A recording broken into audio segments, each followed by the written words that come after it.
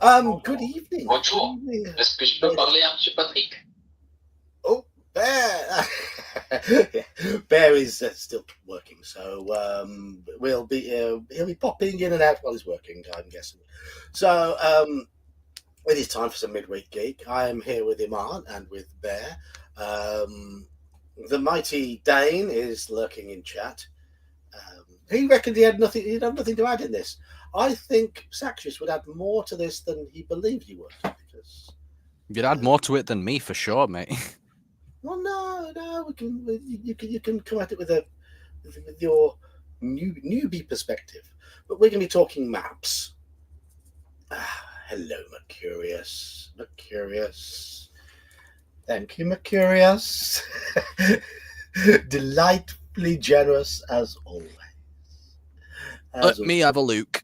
Todd Clark, Mac Thompson, Malachi, Rue Dilator, and Timey Wimey Limey.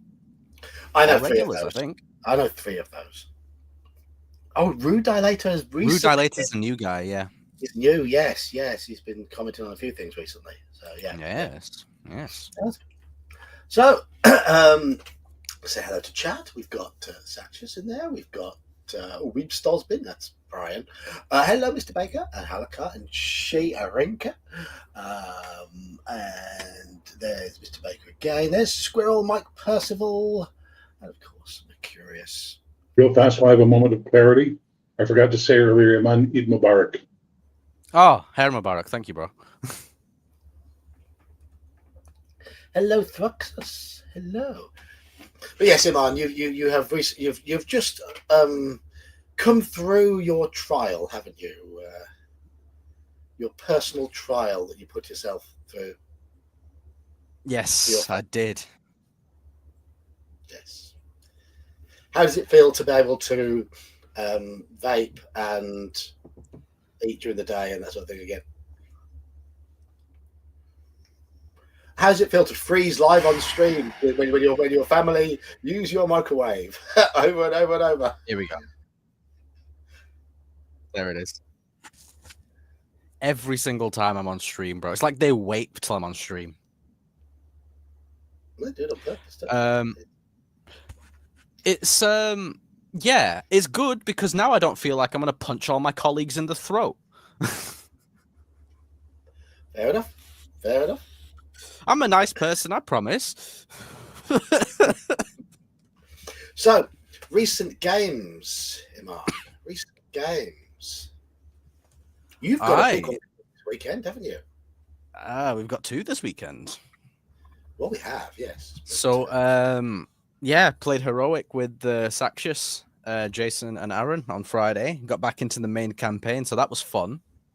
We're getting more into the end game of the story arc, or at least according to Saxius. He says we've got about 3 sessions left. And it looks like my character is on the chopping block because we've effectively found out that the 7 for Satan, like each sacrifice that they've made, like that person is guilty of that sin. And I seem to be associated with the sin of pride. So we'll see how that turns out. So you've got about 3 sessions. Hello, Nerds Nerd. You've got about 3 sessions of that left. And then you'll be returning to us on a Friday, I believe. Well, I'm not sure because we'll be doing the Vigilante campaign after that. Yeah. But, I mean, we could probably discuss whether, we could do a live stream game, maybe even on a Wednesday or something. We can definitely do some more live stream games. I am planning but we'll discuss that, like, between us. Yeah. That's fine. Yeah. And then yesterday, Call of Cthulhu. Boy, was it juicy. I know he's going back to you, but there'll be something. He'll be playing a few of my live stream games in the meantime, in the gap. I don't know if there will be a gap. There might be. It depends how much prep Saxius needs to do. Yeah, that's true.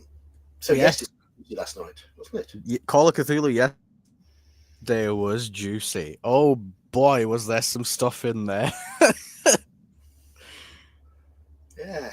We finally came face to face with our Best friend and worst enemy, Comte Fenalik. in Russian In Revolution, all his glory, as it French were. Revolution time, French Revolution, yes, in all of his glory, yes, God. and witnessed one of his parties. Yes. And some of us are more affected by it than others. I mean, apparently my character was absolutely fine. Meanwhile, another character lost 6 points of sanity in like 3 minutes. Oh dear. So that was fun. Looking forward to seeing what more depraved debauchery comes up with. Yes. A little bit of news regarding OSE. I was running the game setting, my Yule setting that I made on Saturdays, and other things have sort of taken over. Work has got in the way. My work hours have been extended, which is a pain. And I'm just, something had to give, and thankfully we have a newcomer to the Discord who is very keen, very knowledgeable, and very committed to the hobby. And he has offered to take over the later OSE session, which will run on alternate weeks around my MERP games. So if you're one of the players who used to join in that later OSE session, you'll have a new DM. What's that? And he's the only person on the server younger than me. Yeah, he doesn't sound younger, though, does he? Doesn't come across as He younger. speaks with a wisdom beyond his years, for sure. He does. Yes, he does. Yes. So yes, he'll be taking that over as of this week. So if you played OSE in the evening session UK, afternoon session US on my server before, then they're going to restart. Those sessions are going to restart, which is good. It's nice to have someone to fill in there, and who knows where he'll take it. Don't know It's up what to him kind now. of GM he is, but he sounds like he'll be a good one. Yep. Where's my server invite thing? So I have an OSC game tonight. We didn't play last week because I just wasn't feeling it. I also have a Star Trek game coming Thursday, but we played the new Heroic campaign has started. And that, apparently everybody loved that. They thought that was Nice. great. And then the other Hero campaign has started and had its second session, which was pretty badass. Nerd being nerd and all that fun stuff. And that's all the games I had, but I'm currently in the process of writing a 2D12 cinematic adventures game because I couldn't release it yesterday because it's April Fool's and no one would believe I was doing it after all those 2D12 jokes that were made when I was doing Bastard Sword a couple of years ago. So I waited today to announce it, and I put the skeleton up on the Discord. There you go. That's my gaming stuff in a nutshell. And now I go back to the day job. Yay! Right, I have just put a link to my Discord for anyone who doesn't have it. I should get back into the habit of putting things in the thingy under the videos a lot more clearly. Le I've got to have description. into the description. Yes. Hello, Jeb. Hello, Jerry. Hello, you're wrong. And Robert, and Peter, and Manfred. Good evening, gentlemen. Good evening. But no, my games this week. We read through a bit of Death Trap Dungeon and died on Friday. Played some MERP on Saturday. I played in my friend's D&D game on Monday and ran Call of Cthulhu last night. So yeah, it's been a fairly busy last 4 or 5 days. But that's the way it should be. But I guess that's why I'm getting a little sort of... I need to have the odd evening to myself occasionally. And I think one Saturday in 4 is... it's not too much to ask for. So, yeah, there we go. So, You're wrong said earlier he's not a fan of Cthulhu stuff. I think he That's just fine. hasn't run with the right adventure or the right group. Maybe, I mean, not everyone's a fan of every game, though. That's just it. Not everybody's a fan of every game. variety. Hey, of you're the wrong. Do you want to play him? Do you want to play in my one shot in the third go around? Yeah. But no, I mean, not. I mean, other people I've spoke to, other channel regulars. Gene's not a big Call of Cthulhu fan, for example. It's and you're not a D&D fan, so. Well, I mean, I can definitely say that I would prefer certain versions over others. Like, I prefer AD&D than OSE. Because you prefer a bit more sort of detail. Yeah, there's a bit more crunch to it. There's a bit more meat on the bones. Mm-hmm. But that being said, like, I haven't found a version of D&D that I've played yet that it makes me go, oh yeah, I want to play that regularly. Do you know what I mean? Yeah. Whereas with Call of Cthulhu, with Heroic, with BRP and Codex Albana, I'm like, yeah, fuck yeah, I want more of this. Yeah, I mean, certain systems will grab you, certain systems won't, and that's the way it works. I'm not a fan of the standard D20 system that sort of sprung out of third edition. It just every game I've played in that system just felt like a big numbers arms race, and I didn't find any games that weren't like that. So, hey ho.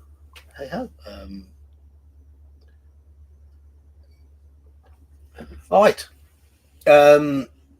Do we have another Halakar lurking in a server somewhere then? Apparently so. Yeah. Halakar, do you have a twin? Do you have a doppelganger? It'll be the evil. I actually, I don't know. Would it be the evil twin? Or do we have the evil twin? I think we've got the evil twin. Yes. Well, we definitely got the troll version, 100%. Yes, we've got the troll one, and they've got the Troll Lord games one. Yeah. So, played lots of games recently. Planning on playing lots more. We're playing an Andy's game, aren't we, on Saturday? Yeah. Should we tell them a bit about our characters, just briefly? No. We'll talk about it afterwards. We've got to at least tell them the names. Okay. I am a private investigator called Tommy Gunn. My agent, and I've worked for an agency called Guns for Hire. Get out now, and take your shitty pun name with you. Oh, you think that's bad? My character is a criminal, and I called him Rob Banks. That's it. He's gone.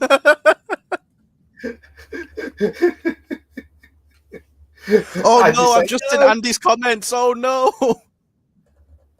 No. Hello, Hunger. New member? You've been a member He might many times before. Maybe the auto renewal stopped or something. I don't know. It normally says how long you've been a member for. Yeah. It does. Thank you anyway, Hunger. Thank you. And thanks for this as well. Oh, let me see. Hang on. Oh, his card got stolen, so we had to cancel it and get a new one. Oh, right. no. Oh, shitty. So that was given to Sisters of Mercy, Bishop, Ernie Noah, Richard P., and Major's Musings. We know most of those. We certainly know most of those. Brian says, what about a person named Robin Drugstores? Yeah, that's a bit pushy. That's a bit pushy it. And thank you, Bear. Thank you too, Bear. Oh, are we doing this now? Okay, hang on. There you go, John. Have that.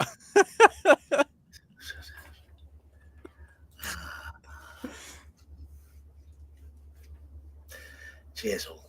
Cheers, fellas. Thank you, thank you, thank you, thank you, thank you. Thank you, thank you, thank you, thank you, thank you. Well, there we go. It says member for 27 months. There we go. Oh, there we are. There we are. 27 of the finest I think months. YouTube must have just had a moment there where it was like trying to figure out. Yeah, I don't know why the bot has stopped auto loading onto all my streams. I haven't switched it off, but I don't know. I don't know. I'm not saying the pun names are good or bad. That's just what I do. Yes. Yes. Right. Anyway, we have a purpose for tonight's stream. We are going to be talking maps. Maps have been an integral part of our hobby since day one, since before role-playing was a thing, because the role-playing hobby sprung out of wargaming, and wargamers love their battlefields, which are effectively big-ass maps. And certainly maps have undergone various metamorphoses. Transformations, pun intended. Transformations, yes. Over the last 40 or so years. It is 40 years, isn't it? No, it's 50. Duh. 50. It just makes me feel old. It makes me feel so old. Yes, 50 odd years. And there are many, many styles of RPG maps. Many of them. People who use VTTs rely on them very, very heavily, more so than people who don't. People use maps at the table for moving miniatures around, or sometimes just to display how things look. Some people don't use maps so extensively. It depends on the game you're playing. Did Tolkien say he started with map? Probably. How many people have started campaigns purely with a map? I am one. Draw a map, and the adventure will come, as they say. Richard. Whoa, Richard. Oh, Pedar as well. I'll come to PDARs in a moment, because Richard's asked the question. Thank you, Richard. When was the last time I used map and minis in a D&D adventure? The nearest I've ever got to running with a map and minis. During COVID, I ran The Lost City online, and we played in Roll20. And I hand drew and scanned the maps for the adventure, and they moved little tokens around the map, but they were instructed. I turned off any grid stuff, and they're instructed not to be counting squares, anything like that, not to worry about that sort of stuff. We were still going to play with it quite fluidly. So that's how we played there. And when I used to run AD&D and basic D&D face-to-face, haven't done this for a long time, but not since pre-COVID, I used to use a dry whiteboard, and I used to sketch no grid on it. We used to put miniatures on there to show general locations, and I used to sketch out a rough indication of where they were. But again, distances would be generalized, because that's the way I like to play. I don't. When you say generalized, do you mean like short, medium, long? I will say this room is about 30 foot in diameter, and as I say, how far is it over to there? Oh, nearest diameter 20 feet. I will not count it out. I will not measure it. It doesn't matter. So approximate them, basically. Approximate, yes. Okay, But makes sense. I've seen with a few systems that do use generalizations when it comes to ranges. Shadow Dark being one of them. And the One Ring being another one. And I love that. I really, really like that But idea. can you qualify that? Because I don't understand what you mean. You have ranges of near, medium, and far, and there's certain things you can do within each range distance.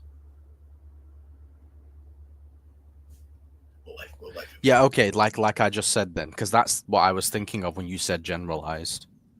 You could, for example, run and cover you can go from far to near. If you walk, you're going to go from far to medium. If you are medium distance or far distance away, you can't use a melee weapon, but you can fire a bow, for example.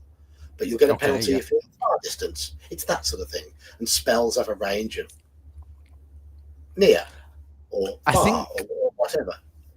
that's how Straw Piglet does his game system. Yeah. I'll be back in a minute. I just got to see my guests out. Okay, no problem. But no, that's I'm growing. That sort of system is growing on me. I much prefer to run with that sort of idea, rather than have people counting squares and argue about flanking and is this a back attack and what way is he looking and all that sort of stuff. I don't need it, because in my opinion, when you've got a more generalized distances and a less specified scene, you get a very specific scene presented by a specific map, you get, in my opinion, more narrative creativity from a more general scene than you do from a very specific scene.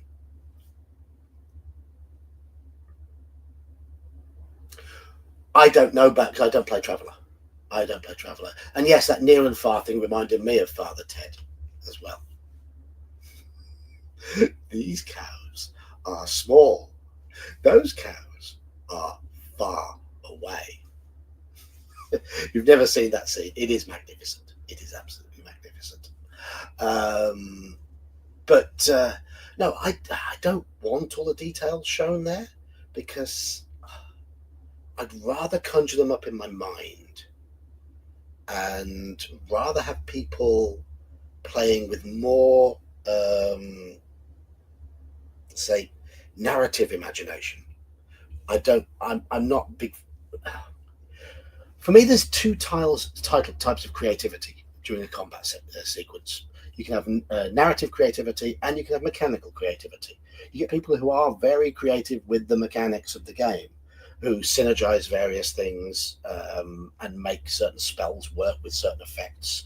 And that sort of play works better on a grid, on a map.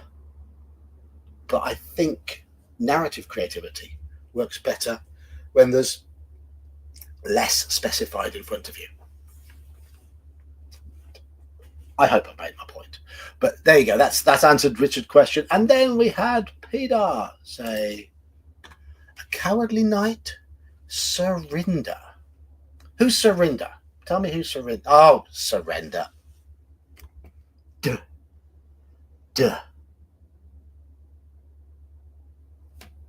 Took me about 2 seconds to get that. Hadar will be playing in your game. His character's name is Richard, feminine Head. His friends call him Dick.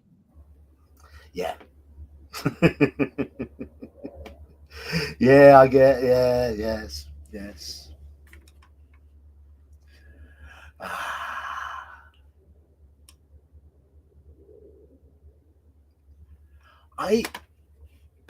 We have a Daniel lurking. Hello, Daniel.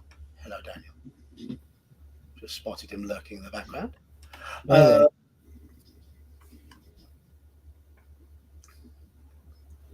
Hello. I think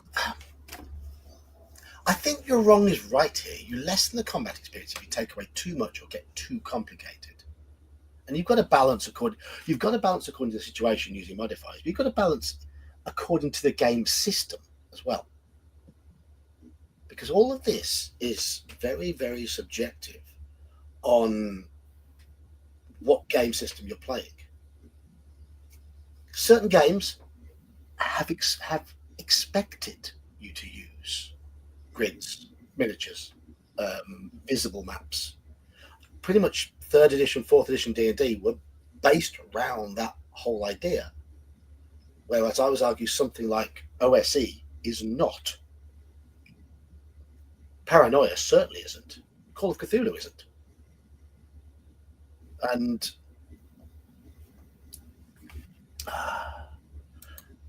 Alucard, yes, I mean, some of those big terrain constructions you see are very interesting. But, and this might ruffle a few feathers, if I was to turn up to a house to play a game of D&D or a similar game, and the DM had basically a table with all this sort of stuff set up on it, with the cloths over it covering it all up, I would immediately shy away from that game. Whether I would turn around and say, not for me straight away, I don't know. But I think it lessens the experience, the exploration experience, when you've got a load of it already laid out on the table in front of you. Yeah, it looks nice, but I don't need that. I don't want it. So that's, but that's just a personal preference. So there you go. Puns are are puns the lowest form of humour? They say sarcasm is meant to be the lowest form of humour. I would disagree. And I suppose if you've got a regularly used home base, it's fine. It's fine. But I yearn for a time, and this is how, when I ran AD&D with my modern group, I went back to the old style of me describing what they saw, and one of the player characters keeping a map. I love that way of play. I love that style of play, and thankfully there was a player there who really did lean into it, who enjoyed it. So we had an old school mapper from a new school player, which was good. Really, really good. So I prefer that.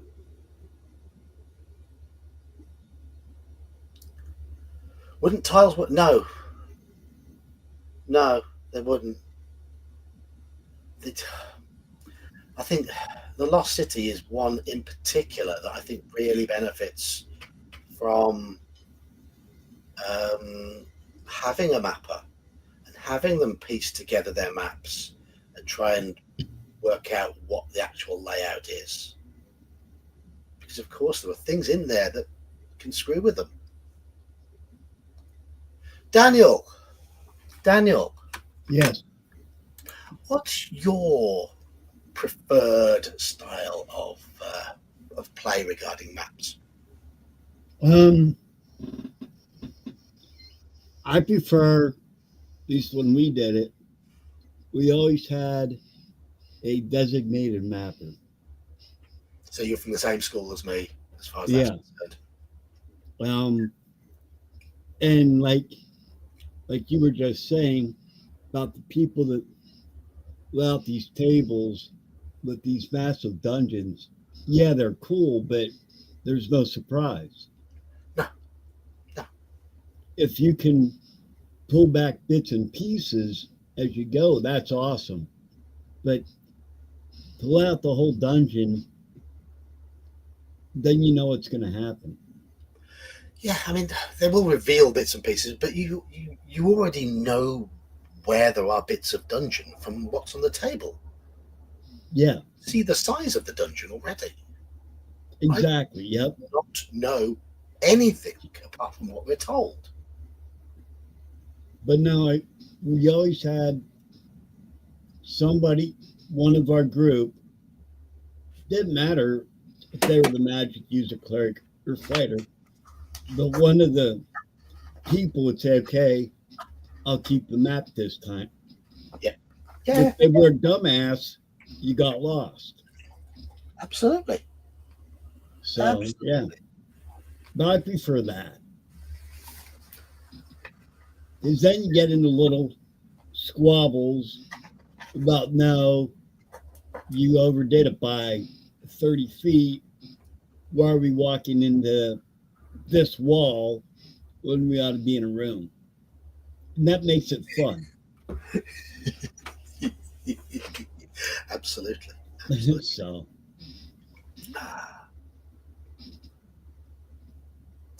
Yeah, I mean, I get that, Manfred. I get people who. I mean, I know Saxius prefers having a map with miniatures and attack and tactical movement, but I don't. It's as simple as that, and it's up to the DM really to run the game they want to run. So if I run that sort of game, I would rather not have any of that. But I accept that we play a lot of games online. Concentration is quite difficult because you have to concentrate more when you're playing online. So having some form of visualization is very helpful, because it allows you to take little breaks and what have you. But I don't want people to over obsess with it.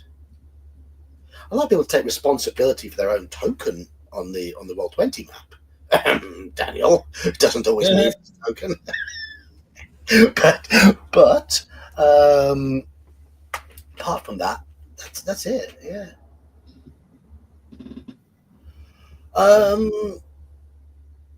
I think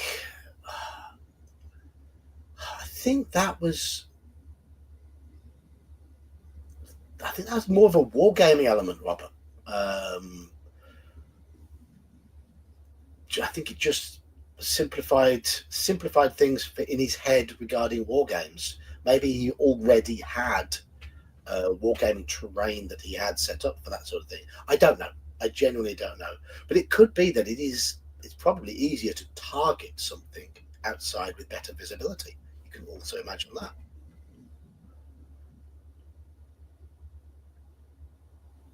Yes, Jeb. I mean, I would take on the role of mapper as well. I enjoy it. I really do enjoy it. I picture it in my head. I had a pack of those cardboard tiles. I cut them all up and I never used them. Never. I couldn't work out why people would use them. I couldn't. But hey ho, hey ho. We're all different with what we prefer, and life is more fun because we're different. So one thing I do want to bring in now is a few examples of maps. Now, Bear, I know you like drawing your maps. Are you there, Bear? Has he disappeared? Okay. I think while waiting for Bear to return, and he's Imad, probably trying to figure out how to kill us later on tonight. yeah, I've got a few maps from different systems. I've got battle system behind me. I quite enjoy skirmish battles and mass battles, but they're very different, very very different from a game, playing an RPG. When you play one character, exploring whatever you're exploring in whatever game you're playing. So I'm going to present you now with a few maps that I have got ready. We'll remove that one because that's that's my wife sending me a scan of a map. I want to cancel that. That's it. So we'll present. And let me find what I've got on my desktop ready for you lot.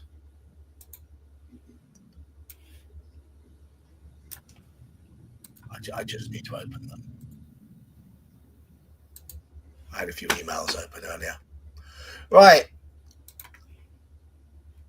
Here we have an example of what I would class as a very, very good map. This map I'm going to show you now would have absolutely done my head in when I was a teenager. I'll mention why in a moment.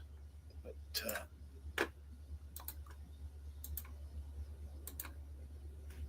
take a look at that.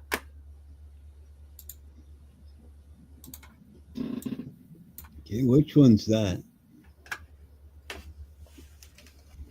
That's one of the maps that came with the MERP on the MERP sets. Okay.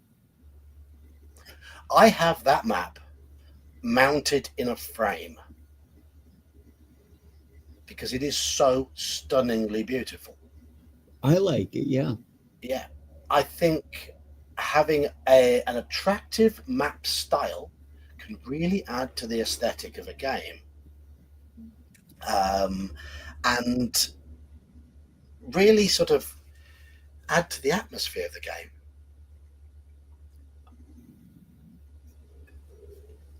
Maps with Lost City, for example, I believe had some teleport traps, and Lost Caverns of Sojgan had some teleport traps. Hello. Hello. I Right. like the fact that it's not done on hexes. That's exactly what would have done my head. But- Really would have done my head in when I was a teenager. The Because- Greyhawk maps I thought were awesome, but they were done on hexes, and that just took away from the artwork. Now, when I was a teenager, let me describe what my DMing style was like when I was 12 or 13. With a copy of the module in front of me, I would read out the box text and I would, okay, what would you like to do? I think we all did. Yeah. And if a map didn't have squares or hexes on it, I was lost, because I would expect to say to the mapper, you go 20 feet north and you come to a junction. It's a T junction. You can see west and east. Here, let me roll for wandering monsters. Oh, a 1. Right. Roll again. 4 orcs. 4 orcs approach from the west. They are 20 feet away. Roll for initiative. That's so funny. And that would be when I was 12 or 13. I'm very different now. If I don't see I'll look at a map, and I actually prefer not to see hexes and grids on it, lines on it. I'm happy to see just a little indicator in the corner, for example, saying this is a mile or whatever, and I can then look at the map and I can guesstimate. But having said that, I do believe the original Greyhawk maps were beautiful. They had a real charm to them. Darlene's Greyhawk maps were stunning. But I'm going to annoy people now when I say I think this one's better. But I think it's just the artwork on there. So, I haven't seen any of the maps in Greyhawk Ruins. No. Old modules that don't match the map. Yes, that's another one. Yes. Yeah, but there is something to be said for a proper hex grid map. But when I was a kid running through those, I'd be like, okay, you can do 1 hex per day. This hex is fields. You are in fields. There are no wandering monsters. You camp for the night. There are no wandering monsters. The next hex is hills. Where's the hills table? Oh, there's a wandering monster. Hills. Wandering monster. You encounter 2 mountain lions. But that's when I was 12 or 13. Again, I'd be very different now. So that's one example of a map that I love. This sort of map adds to the. So saying Iman, having this sort of map with a game adds to the aesthetic. Having something beautiful like this, you would want. If you got a book with this map in it, you'd be like, nice. Very nice. Yes. I don't think anyone would disagree. Okay, let's have a look at some different maps. And let's play a game of find the error and find the cock-ups. Oh, I'm usually good at that. Yeah, Halakar shush when I show this first one.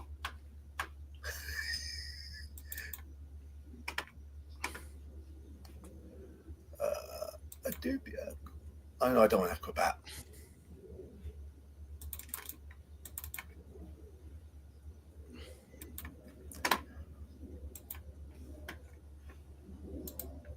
Okay. I'm a bit. I do apologise for being a bit slow at swapping between screens. That's just me being crap.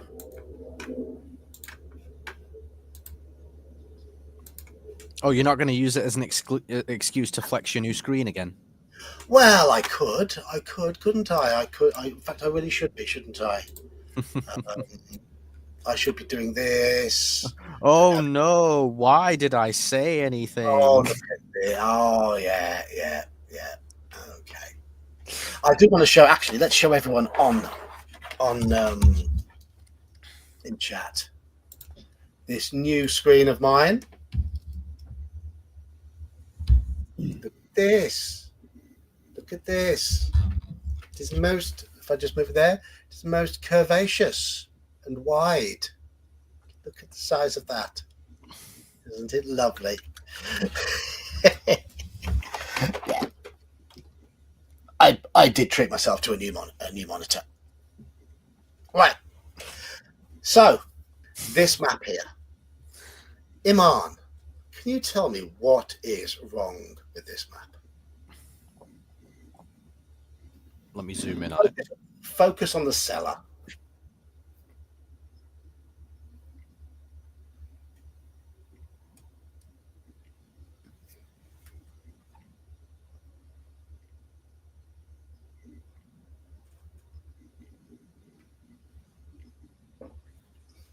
Am I understanding that right? There's no actual path through. Correct. Right. How do you get from 19 to 22? Can anybody possibly find me a route from 19 to 22? That's what I was looking at. I can't. No. There isn't one. There is no route through. Oversight? It's like one of the slavers modules had the same issue. Mm-hmm. The second one, Well, on the original map, you couldn't get into the courtyard.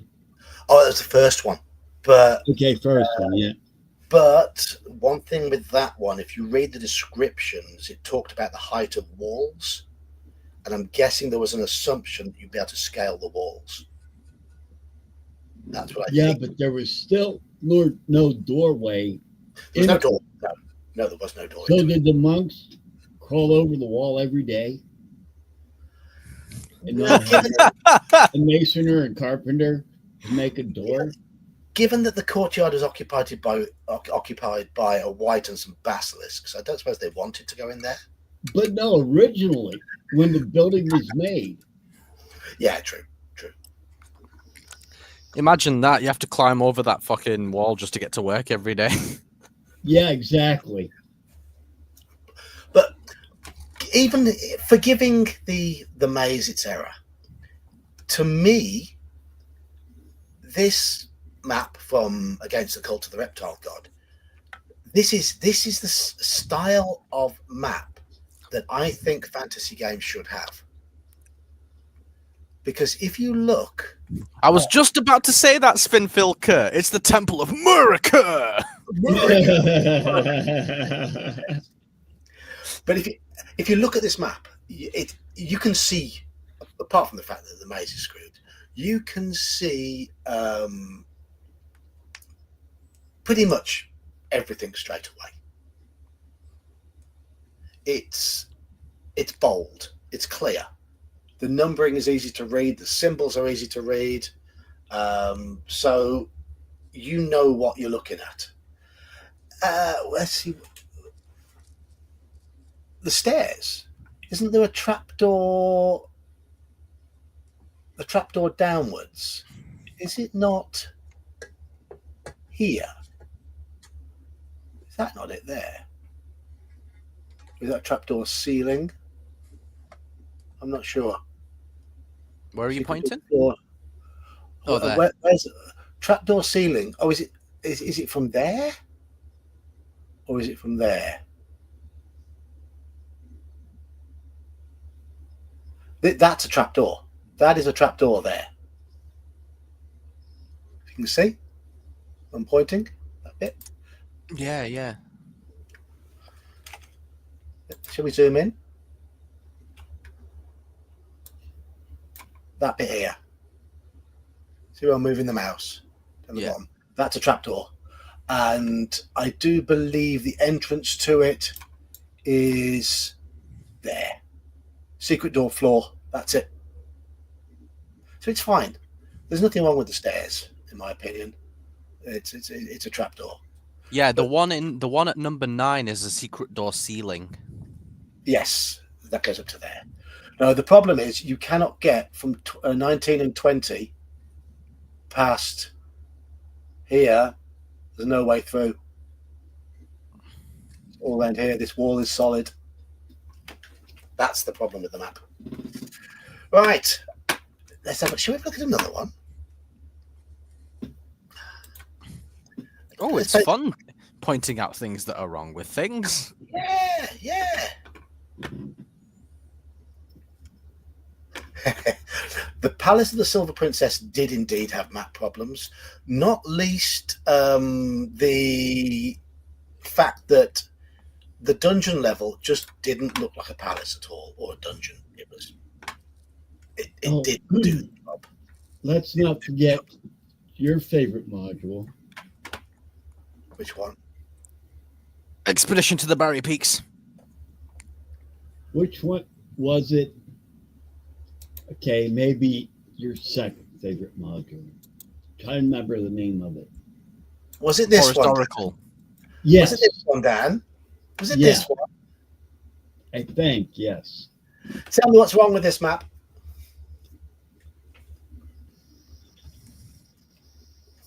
Hang on.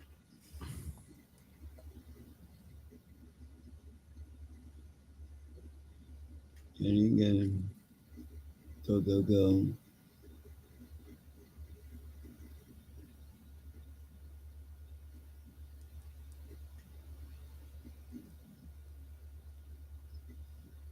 Tavern.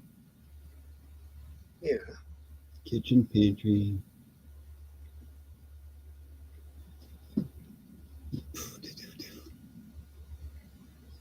I mean, yes, this is the bit where the were-rats are meant to wander straight through secret doors in the walls. Where are the secret doors on this map? And they're not there. Okay, I didn't know there were. Okay. But no, that's not the main problem. Where's bedroom 5?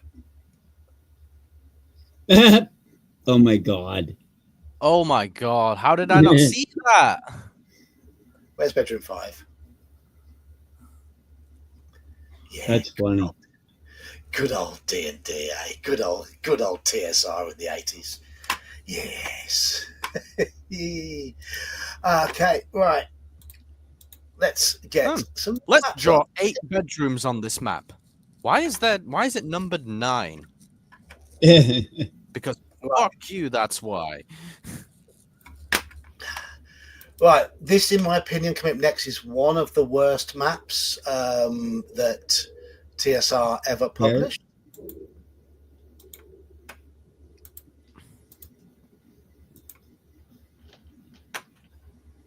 Oh yeah. Yep. Oh, the Slaver Stockade. What is that? Right. A2. A2. Area of the Slaver Stockade. Yeah. Okay. Why is this map so shockingly bad? Because TSR sucked at making maps? They did a lot of the time. Imagine that is an A4 page. What is the most important part of that page? Mm-hmm. The map itself. Why does the map only take up a quarter of the area of that page? Bit more than a quarter, but yeah, I see your point. For about 40 locations that give you eye strain to read. It's terrible. It's absolutely terrible. The map should have been on one page. The key should have been on another page. It was just far too small. One of the worst maps they ever did. Yeah. Remember when they used to put them on the inside of the adventure covers? Yeah. This was on the inside of the adventure cover. But this should have been keep on the Borderlands did that. Yeah. You think it should have been a whole 2-page spread? I think, well, yeah, I think they should have added an extra piece of cardboard in they made it a trifold instead of 2, and had the maps on 2 of them and the key and everything else on the third one. There you go. Make it nice and big and visible.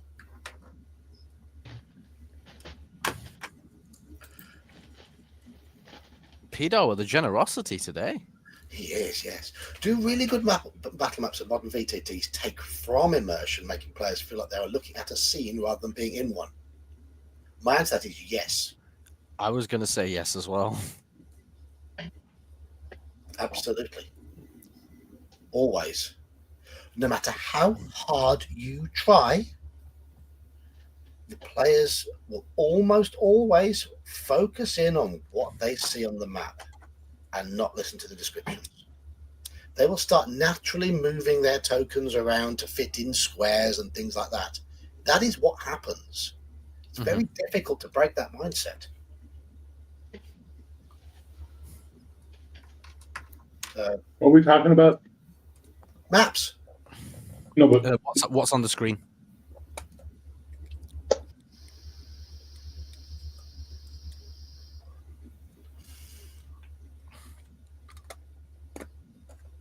let me try reading that with an Irish accent, see if it makes more sense.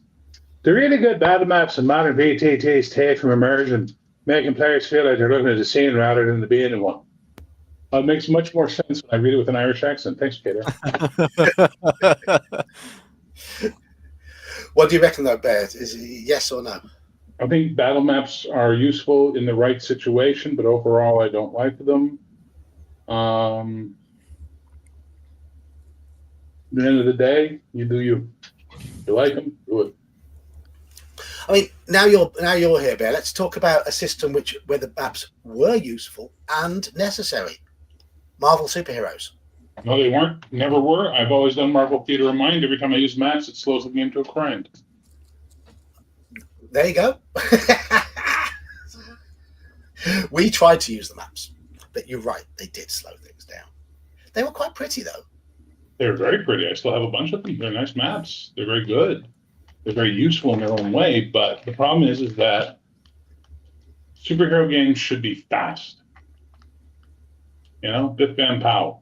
Not, okay, well, let me move 5 squares, and then, all right, so my power covers 4 spaces. So since I cover 4 spaces, what I'll do is I'll back up to here, and then when I'm here, oh, Jesus Christ. I think part of the issue, though, is the mechanics were very much tied into, well, they were written to, on the assumption the map was being used. Because if you charge through a certain number of spaces, you were meant to get column shift bonuses and things like that. And you needed a DM who was willing to just sort of go outside the box and just go with it in order to do away with them.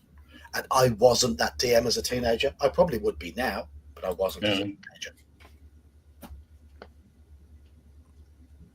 So, do you have maps for Heroic there? What do you mean, do I have maps for Heroic? Do you have maps for the players to see, or are they there to help the DM? No, it's a theater of the fucking mind, dude. Entirely theatre of the mind. Well, there is a map of Capital City.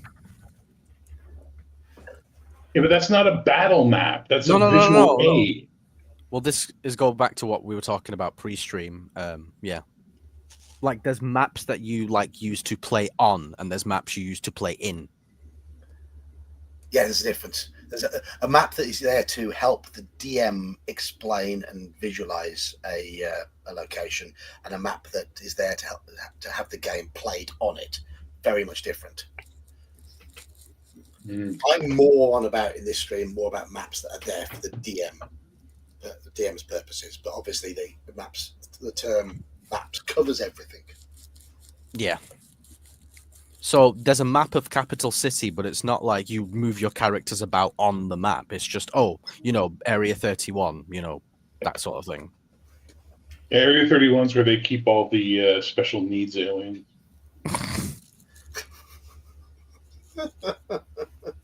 Hello, Christopher. Hello, Gene. How you doing? Good to have maps when we're forced to use Roll20, but now we're back at the to the table. No. Yeah, I mean, I agree. When you're running in Roll20, it is necessary. It depends on the game, but it really does help. If it's Do you use the map for MERP? Yes. Okay, because I've never obviously checked Roll20. I just sit and lurk. But I run it in the typical sort of flexible way where we're not measuring out distances or anything like that. Is it just a map, or is it like a VTT where they move their tokens about? They do move their tokens about, but just to show general locations. Right. That's it. There's no measuring of distances. We estimate, we approximate. Okay. Are you talking about the One Ring? No, that's MERP. You use maps for battle and MERP? I do, just to show the general locations of everybody on the screen. All I can say is, why would you want to make things more complicated in a Rollmaster-based game? Huh? It's because combat is fairly slow and people tend to forget. So we've got a map to refer back to say, okay, you are taking cover behind a tree. You're about 30 feet from the orcs. What do you want to do? Or they take a nap. Or they take a nap, yes, like you do, yes, yeah. Because they've been on I had to be fair to that one too. Yes. You know we have a game tonight, right, Daniel? Yes. You have a game tonight. Excellent.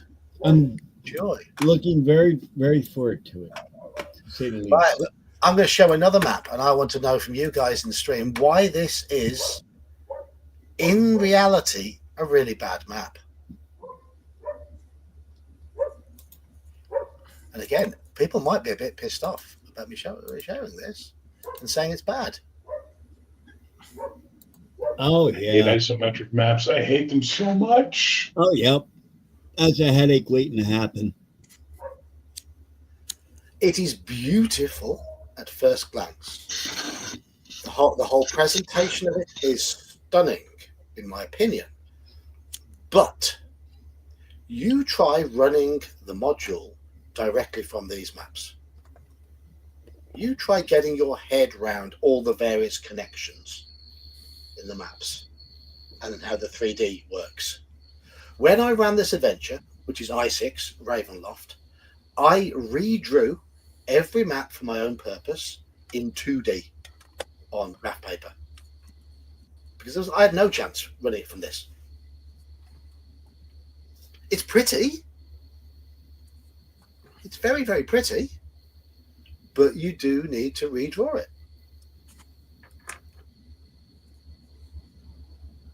I do like looking at them. I think they do give the sense, the 3D perspective, give you a good idea of scale and distances. Yeah, they're beautiful. But I didn't say it was a good map. I said it was beautiful.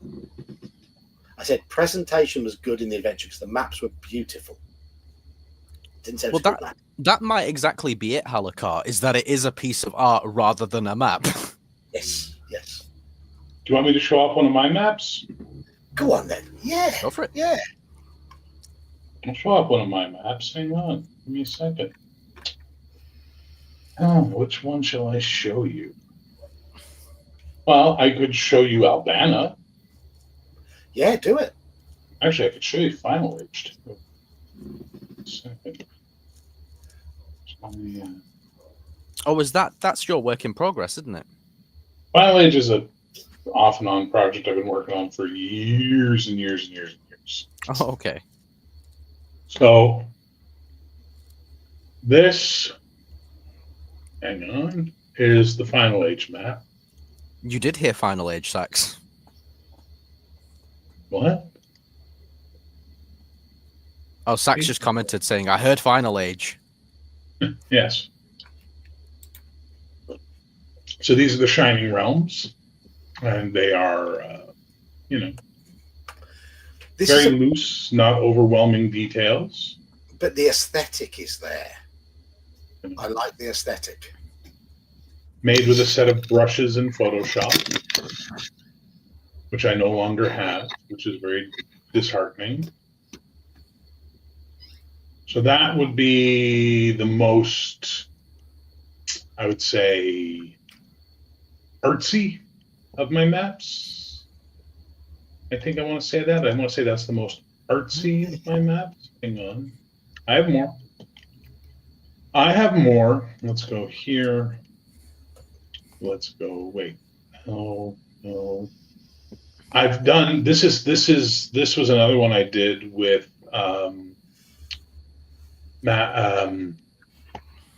brushes on Question Photoshop. for you there. What? Question from Richard for you there. A long, way too long, far too long, too many long time. Sharing another one with you? Yep. Now, this one is the original map, or one of the later maps for the West. So you'll see some stuff you recognize, like Albana up here, where you guys are playing, and Dine, which is where, Saxius is from. And then you'll see a lot of the names are the same and what have you. This was one of the earlier ones. This was a lot of work. Took a long time.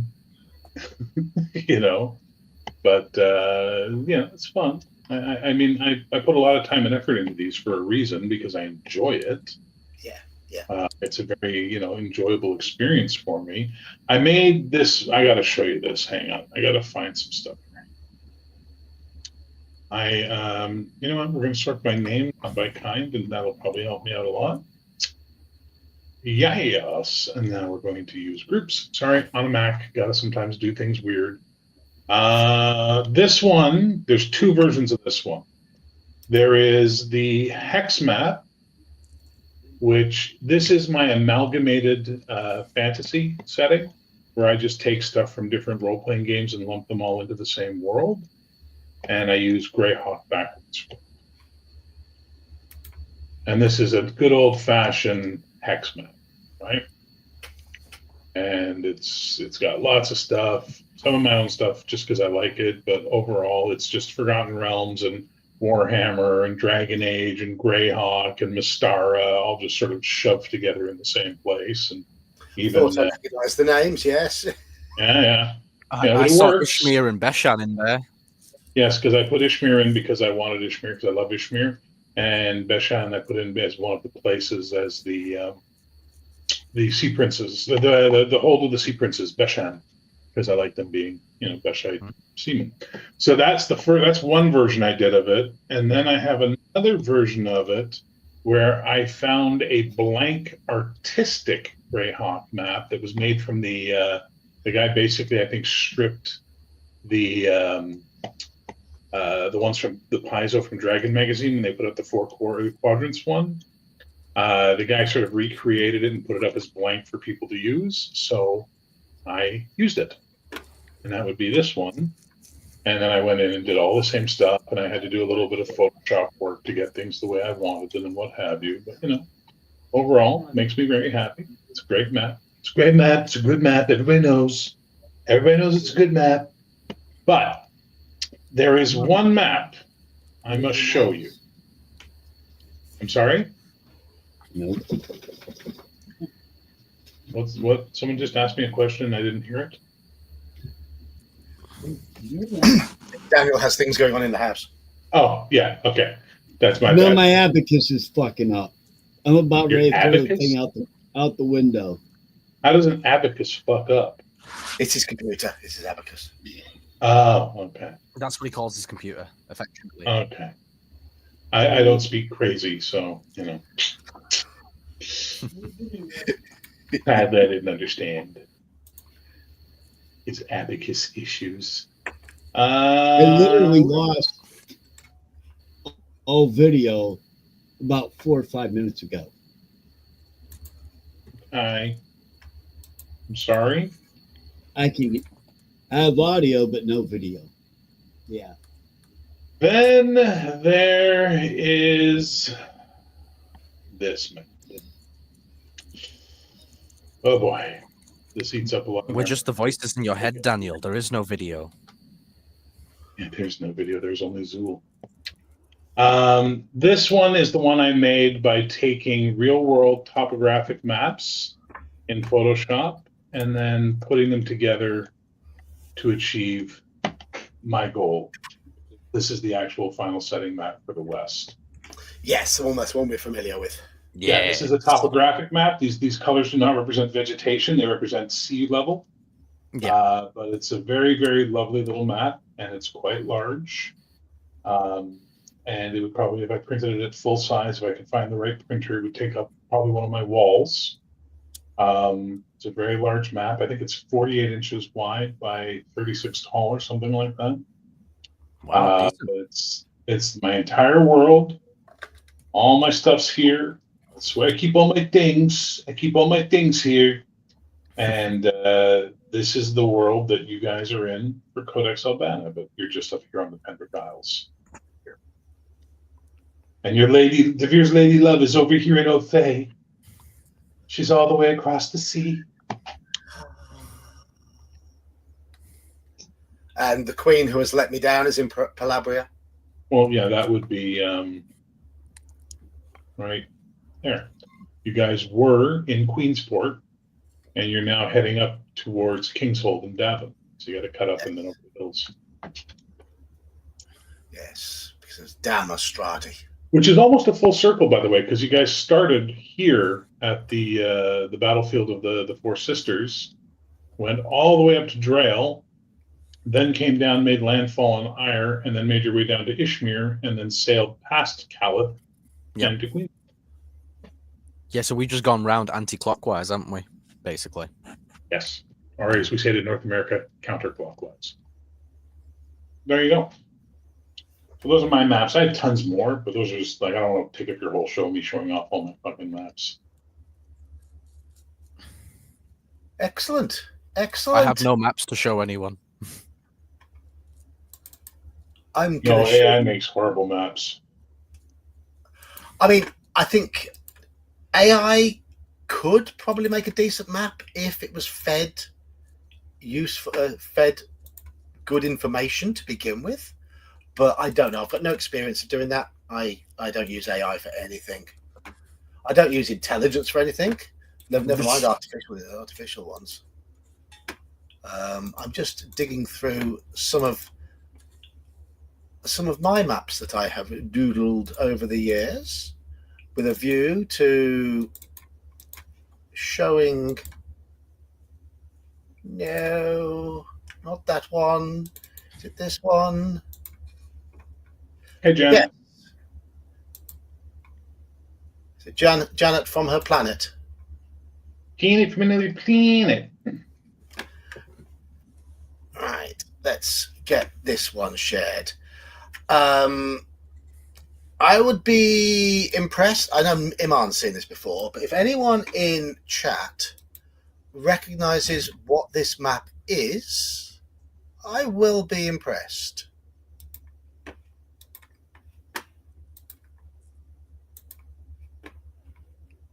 Hey, Joker. Hello, Joker. Hello. I'm having issues Joker. as per usual with. There we go. We allow that one. Right. You should hopefully. Too small, man. Can't see it. Yeah, I'm going to zoom it. That's because it's showing a screen at the moment, which is I'm just going to get used to the idea of the new screen I've got.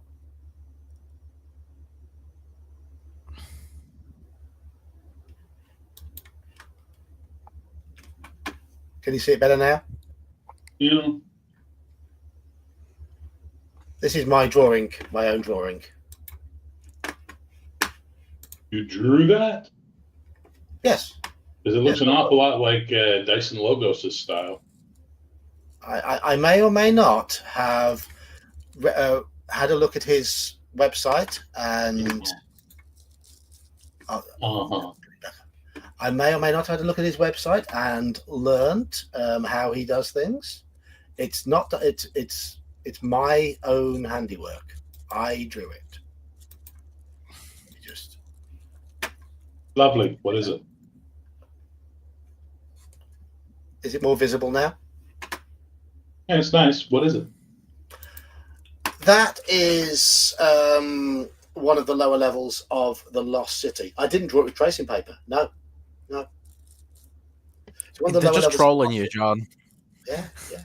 Basically, I drew these to be scanned into Roll20 to run the Lost City for my face-to-face group during COVID.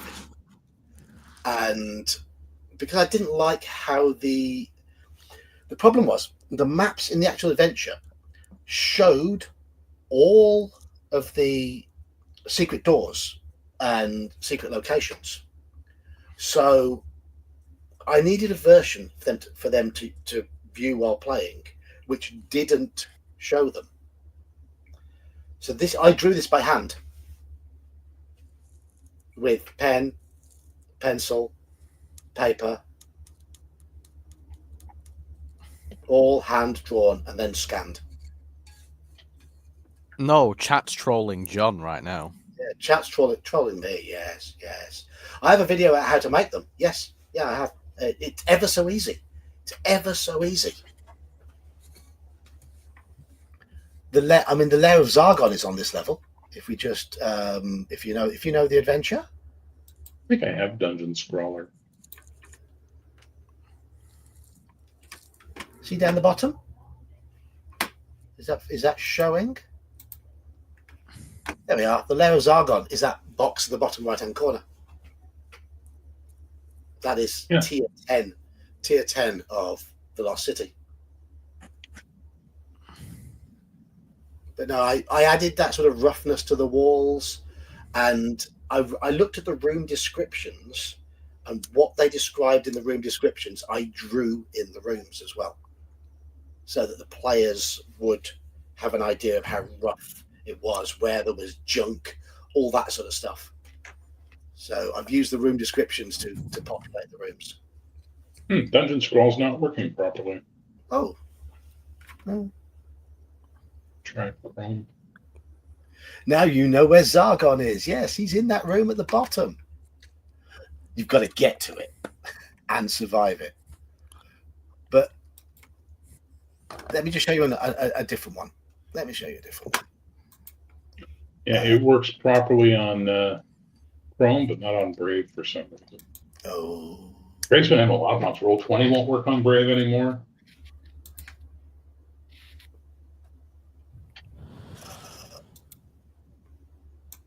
Here we go. This is level 3 or 4 of the pyramid, and you can see more of the room furnishings on this one that I've drawn. Back boxes and barrels and things like that, where the room description mentions beds, tables. Did you draw it with by hand or digitally? By hand. On paper? Yes. I don't believe you. This is entirely hand drawn. I don't believe you. I'll show you the pen for you. I've done a video of the technique of how this is all done. I don't believe you. It's ever so easy. Do you want me to sit and draw a map now while we're talking? I don't know. I don't believe you. Okay. He hasn't figured out yet that I don't give a shit and I'm just trolling, has he? I can draw maps. You're clearly proud of your work. Take a bow. You did a good job. Yes, I am proud of my You know how I know it's fucking hand drawn? Those stairs are awkward and that star is misshapen. Yeah. Do you know how small that is on on a. Wow. This is an A4 sheet, so yeah, it is small. but yes, each of those little squares on here are probably 5 millimeters. If you notice, there's dots. If you look in the background of the paper, there's dots. I print out dot paper and use those as my guide. Those dots as my guide when drawing. Oh, okay, fair. Yep. So, yes, I can draw. I can draw maps. Congratulations. I can't draw anything else. Are you comfortable, fucker? I'm shit at all other artwork. Jesus Christ, this cat. Ah, it's beans. Yes, it is. It's beans, being beansy. Right, I'm going to put up now what I believe to be one of D&D's best ever maps, and I don't know why they ever changed from this style.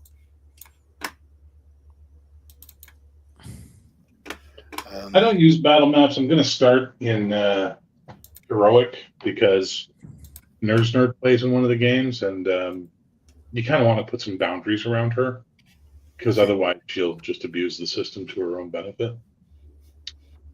I think she just needs boundaries full stop, doesn't she? Sorry, what? I think she just needs boundaries full stop. Well, I didn't want to get my credit score reduced to negative 500, so I felt it was that factor. You clearly don't care. No. Right. Yeah. This you can draw maps. But how many D20s can you fit in our mouth or your mouth? Our mouth. I don't know. Shall I try? That's for another stream. Is general not plural? In our mouth? Is it royal? We would like D20s in our mouth. Thank you. So, this map here from 1977. 1977. Why did they ever change from this style? This to me was one. Artists. What does a map need to do for a DM? It needs to display the information clearly and without fuss and be easy to read. That is what this map does. It is. That sounds like some sort of ageist bullshit to me, sir. Clearly, you don't appreciate the wow factor of a map. No, I don't. Not when I'm running a game, I don't. Not when I'm running a game, I don't. I mean, yes, it's nice to go, wow, Ravenloft's maps look beautiful. In play, give me this map every day of the week because it's just easy to use. It doesn't matter about the color or anything. I mean, I like the old blue and white style, but it's just the simplicity. It's the size of the fonts. It's the thickness of the lines. It is simplicity. It's easy to digest. Yeah. 1 out of 10 from Nerd's Nerd. 1 out of 10. No, it's 10 out of 10 from a DM's perspective. Because it's easy to read. Right. So that's the map I believe is one of D&D's best, and they did it in one of the first ever adventures. Let me show you some other nice maps. Another map that I really, really like. This is a map we used recently in our MERP game. I think this map is beautiful. If you got that map in an RPG product, I think you'd be quite happy.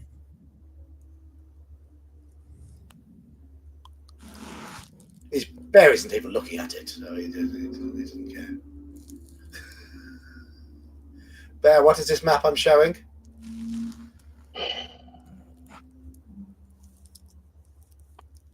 I think it's lovely. Keep on the Borderlands? No.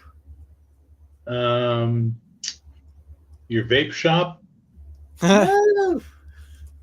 I don't fucking know. What is it? It says on the bottom left. I can't read that, you fucking whiz nut. It's Kellerborn and Galadriel's country villa in Middle-earth. Even But with no, my glasses, I can barely read that, son. but I'm saying the map itself is easy. It's easy to It's digest. MERP. It looks exactly like a MERP map. It's beautiful, though. It's beautiful. No, it's not. It is. Is It's that lovely. I don't like that style because that looks like an architectural plan. That's It what I kind want. of does. That's what I want from a map, though. It tells me where things are at a glance. It's easy to use, and I think it's pretty. So there. I like that map. Okay, you win. What's the contest? Nicest maps. Right, so map versus floor plan. Map versus floor plan. Map wins. I don't want to use floor plans. Well, isn't that one that you said is a 10 out of 10? Isn't that basically just a floor plan? When a gamer thinks of floor plans, we're thinking of things laid out on the table for the players to move miniatures around. That's what I think of. Because a product was released called Dungeon Floor Plans. Oh, okay.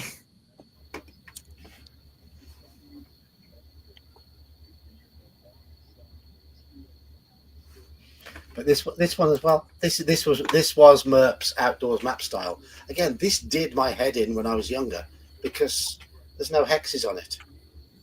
And if I got a product with this sort of map in nowadays, I'd be like, yes, it gives the atmosphere, it gives the style, it fits. It's lovely. This is the route to Casa Doom, Moria. It might just be where my party are going at the moment. They are. See the wiggly bit of the Saranan down near the bottom? That's where they are. Those wiggly bits going up there, coming down the hills. That's where they are at the moment. Here we have a question from Pedar Ryan.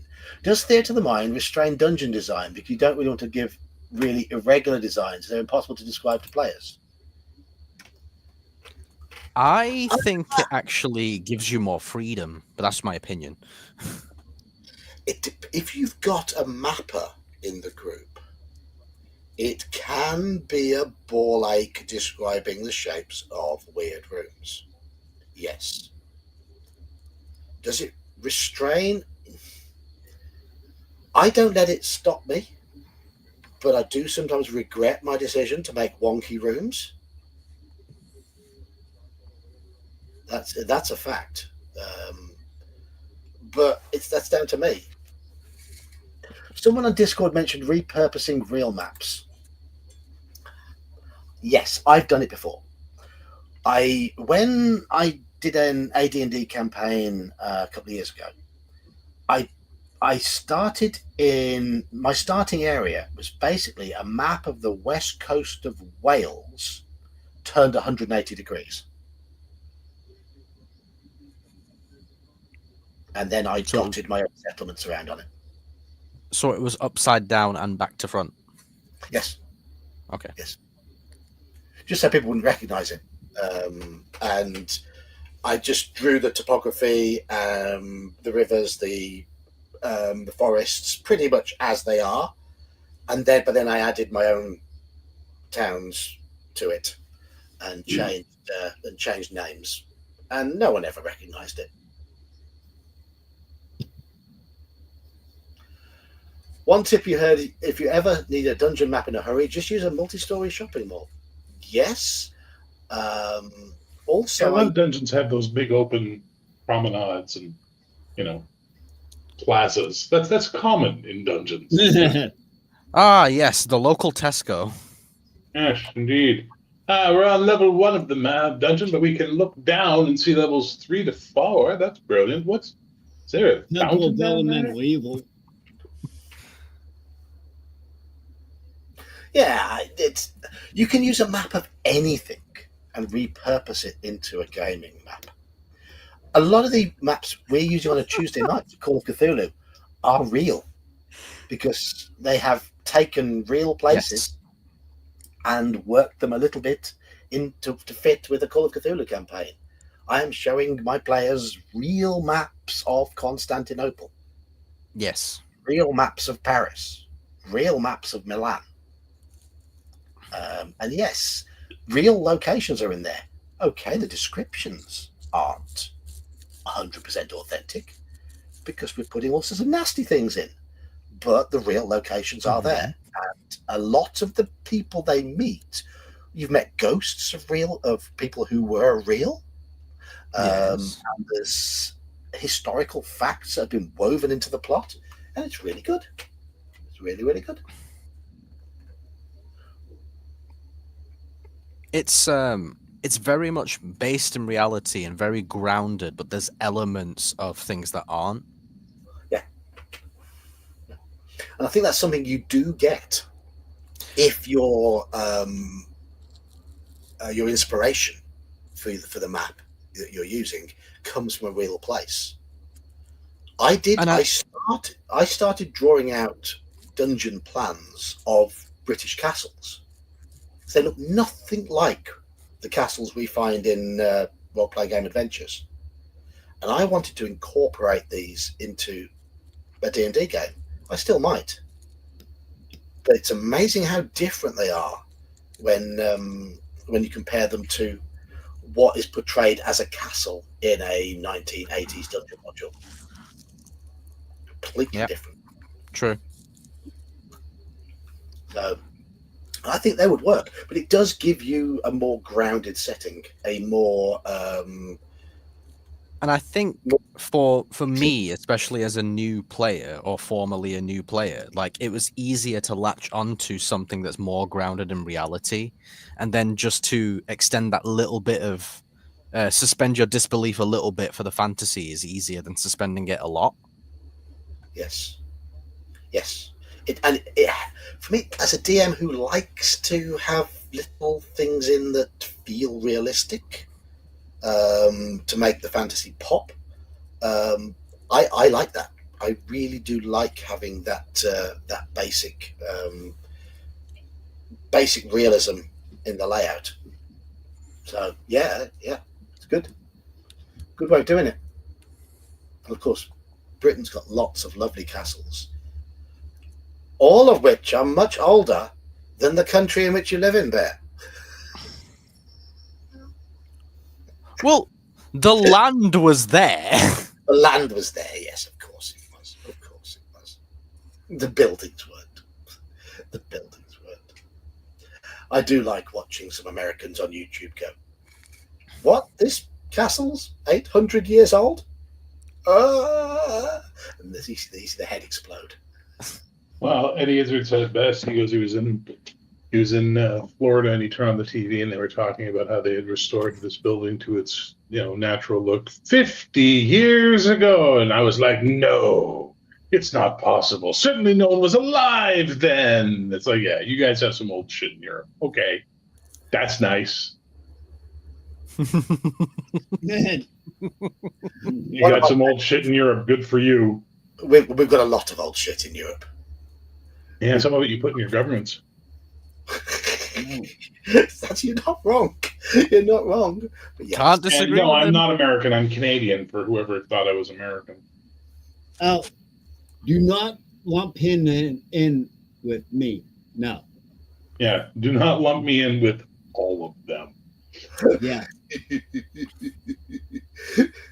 If your granddad was still alive, he'd probably have pairs of underpants older than American.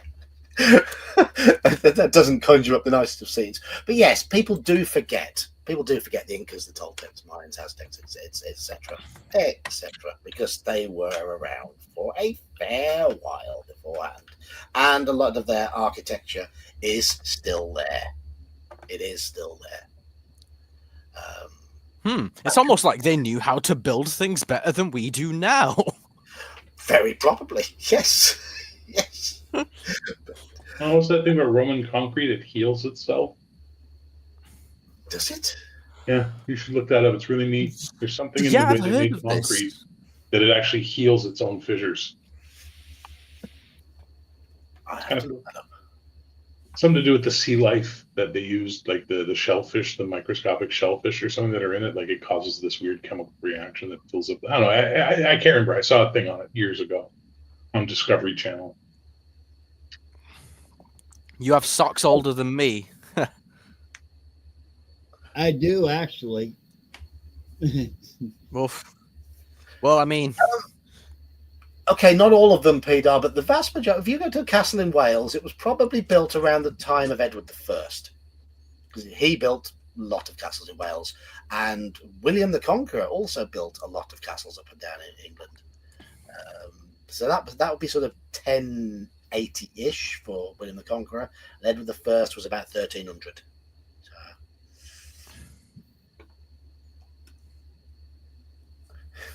yes. Correct, Svinfilka.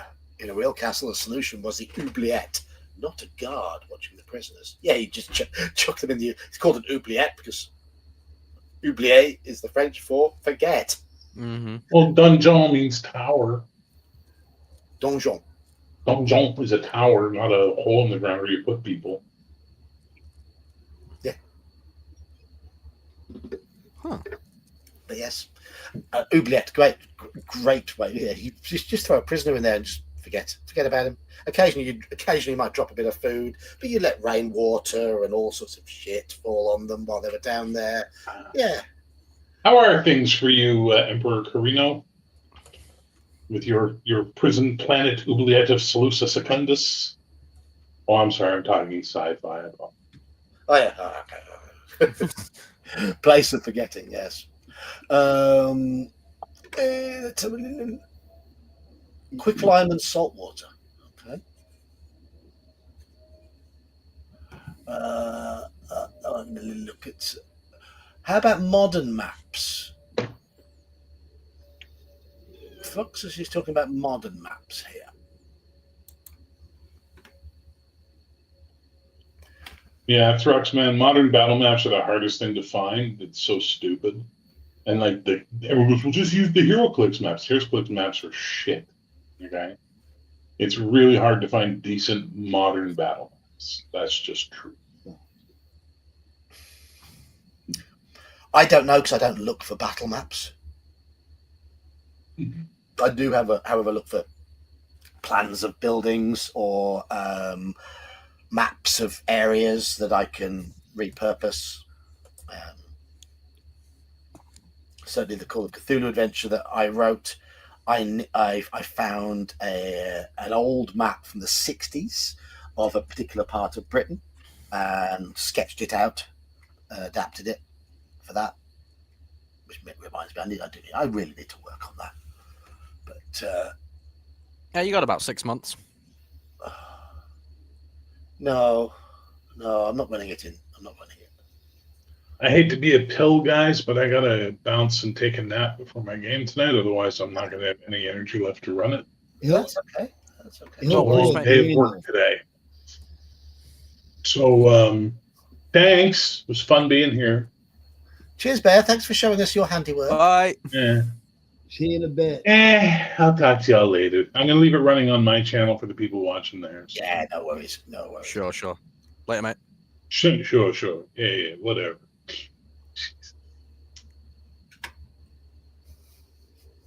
So, Iman, one thing when I was talking to you before the stream, you were saying how you didn't use maps.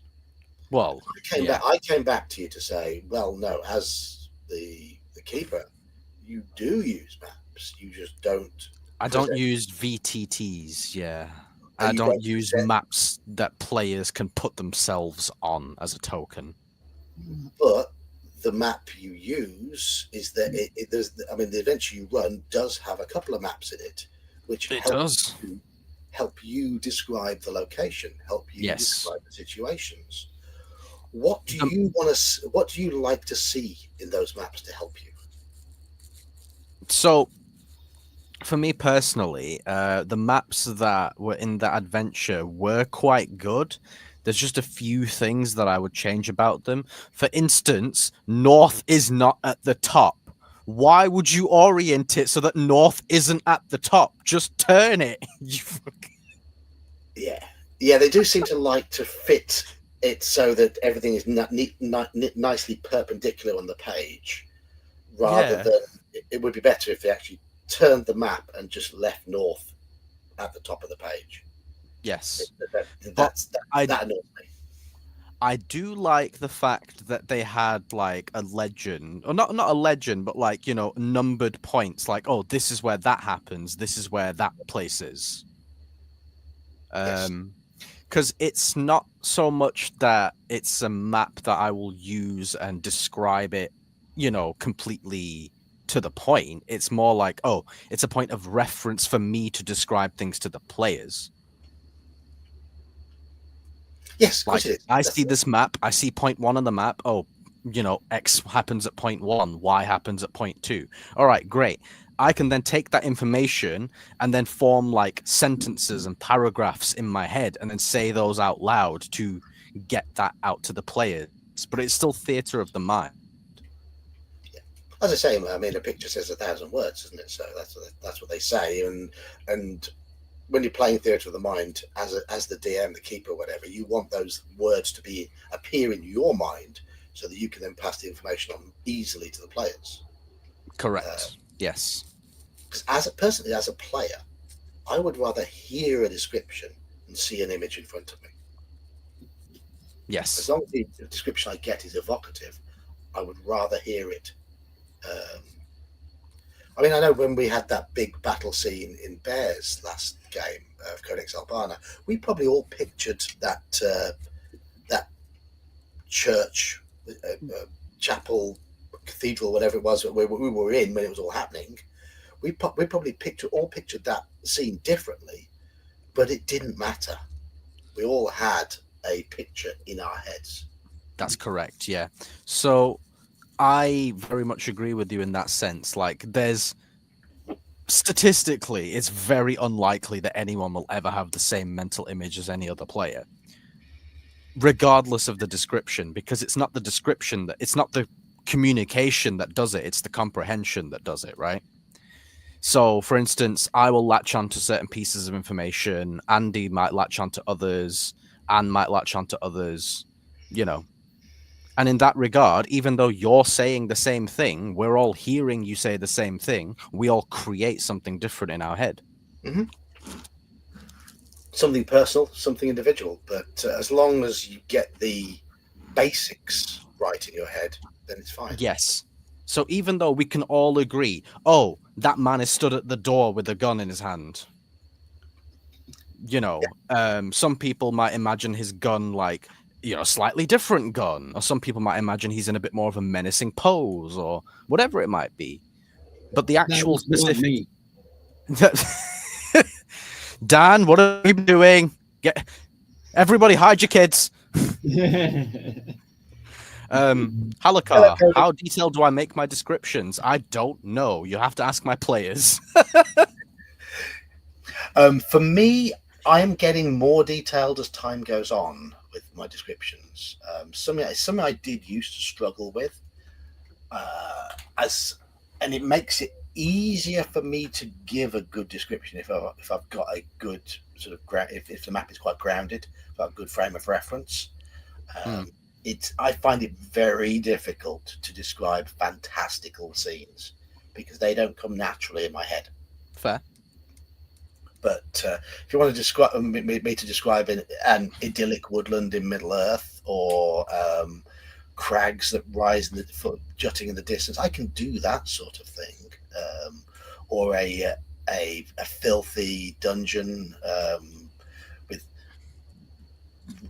wet rat droppings smeared across the floor and all that. So I can do that and describe the sights and sounds and smells. Hey, I mean, what you did yesterday in Call of Cthulhu, what you did last night, I mean, that was very evocative. There was there was a picture that you showed us, but even then, like, the rest of the scene wasn't in that picture, but yet the mental images that were being evoked were like, whoa. Yeah. And it's just like, you know, you sort of, you give them a little bit, and then so much flows out from there. That's the idea. I mean, if it's a rough cavern, yeah, I will say the room might be roughly rectangular, 30 feet by 60 feet. The walls are uneven and cut in 5 or 6 feet in places. Some parts of the walls are smooth and look like they've been worked. It gives an unfinished feel, and to add to that unfinished feel, little pieces of rock lie at the bottom of the walls, gathering dust, along with a few blunted tools that have rusted with time. There you go. That works for me. I got a mental image. There you go. Yeah. Yes, remember to like and subscribe, you oinkers. Remember to like and subscribe, and because Nightbot is asleep, we'll say Manfred will oink at you until you do. Yes.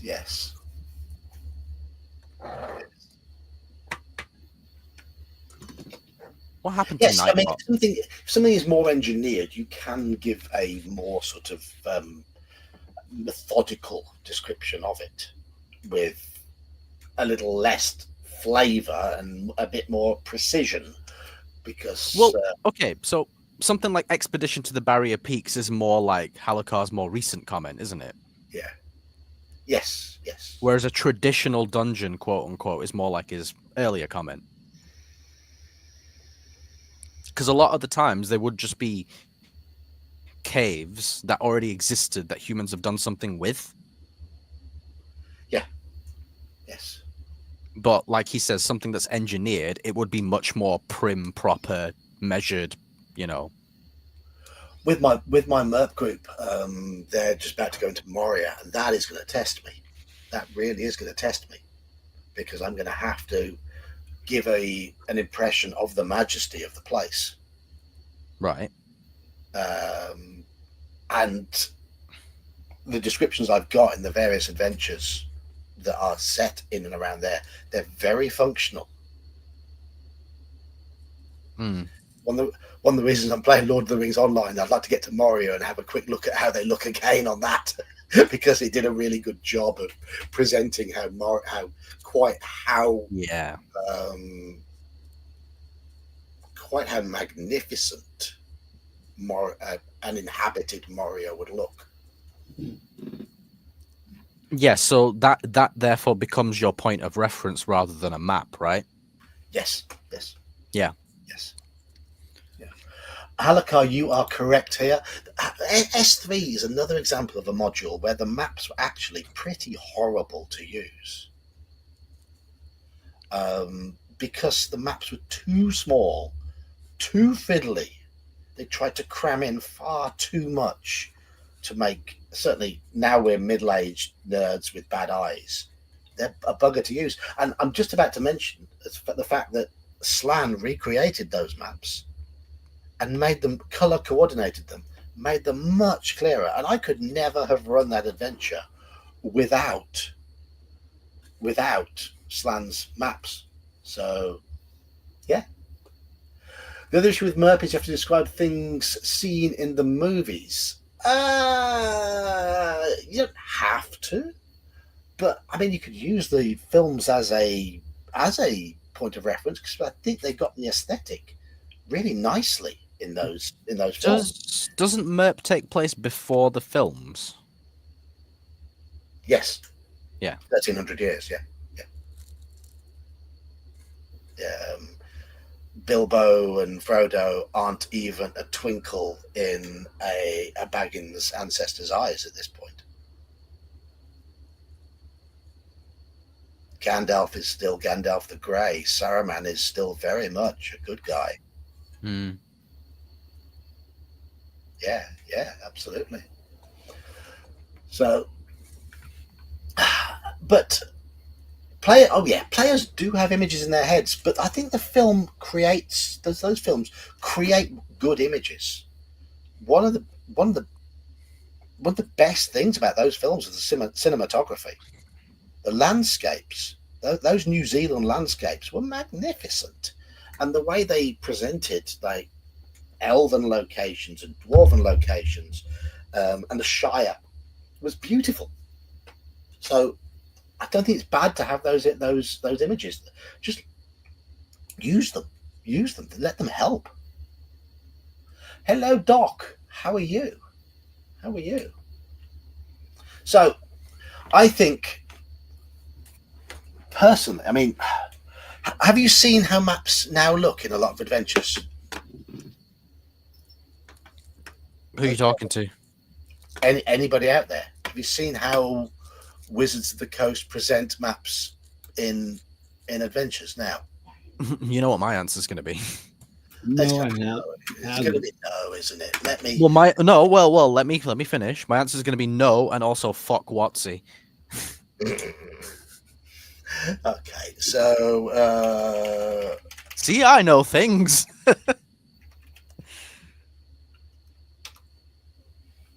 okay, let me get.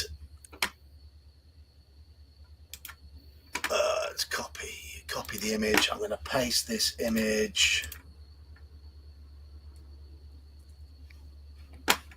I'm going to paste it into Paint, aren't I?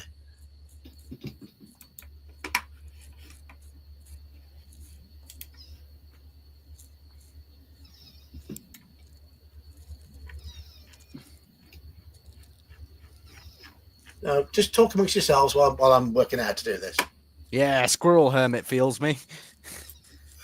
He's like, feels- huzzah, IQ. Like, yes, I understand. I have some good taste. Some, not much. What's he on about there in terms of? Oh, because I said fuck Watsy. Okay, yeah, okay. Right, this is how Wizards of the Coast present the areas, and this is one of the better adventures they did. This is actually a good adventure. Now, I have no problem at all with how they presented this map. I actually think it's quite good. But if anything, it shows me too much.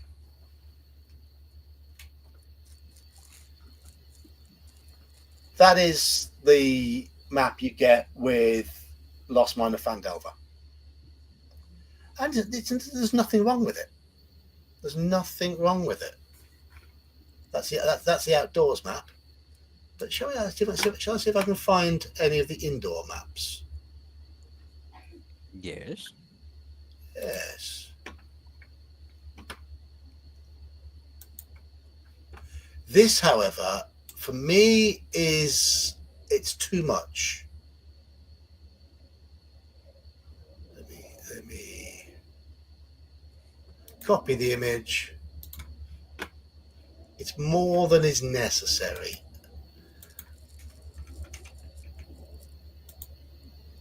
Oh, I've just pasted it over the top of the previous one. So you've got a bit of the other one underneath. It doesn't matter. But just focus on the top bit. That's how they do their map. But it looks to me like these are now very much intended to be used as battle maps. You've got your clear squares, and you've got obvious furniture. Yeah, I mean, I will draw in furniture, but I think it goes a little. It's nice, but I yearn for the simplicity of those maps in Steadying the Hill Giant Chief. That simple, like you just get a map of the layout, and it's up to the DM to fill in the gaps. Anyhow, I don't think these maps are too bad, though. I don't think they're too bad.